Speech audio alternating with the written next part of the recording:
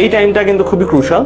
এর জন্য আমি বলবো যে এখন গাইডলাইন বা মোটিভেশন নিজেই তৈরি করতে হবে, নিজেই গাইডলাইন বা মোটিভেশন তৈরি করে 14 থেকে 16 ঘন্টা পড়ার একটা মানে টাস্ক বা চ্যালেঞ্জ নিতে হবে আর কি। মানে যতক্ষণ সজাগ ততক্ষণই পড়তেছো, খাইতেছো, পড়তেছো, ঘুমাইতেছো, দ্যাটস ইট, এরই তোমার লাইফ, অ্যান্ড এর বাইরে আর কিছু না। সো এইভাবে একটু নিজেকে তৈরি করো। মডেল টেস্ট দিলেও যে বাইরে যাওয়া আসার মতো যত কম সময় ব্যয় করা যায়, কারণ এই টাইমটা খুবই ক্রুশাল। এই টাইমের এক একটা সেকেন্ড, আমি তোমাদেরকে একটা পোস্টের মাধ্যমে বলছি, এই টাইমের এক একটা সেকেন্ড অন্য সকল টাইমের 2 ঘন্টা 3 ঘন্টার চেয়েও দামি এই টাইমের একটা সেকেন্ড। সো এই জন্য আমি বলবো ভাইয়া বেশি সময় নিব না, কারণ এখন যে টাইমটা, এই টাইমটা মোটিভেশন শোনার জন্য আসলে পারফেক্ট টাইম না। তোমাদের একটা জিনিস বোঝানোর দরকার ছিল, ভাইয়া এসে বুঝিয়ে দিয়ে গেছে।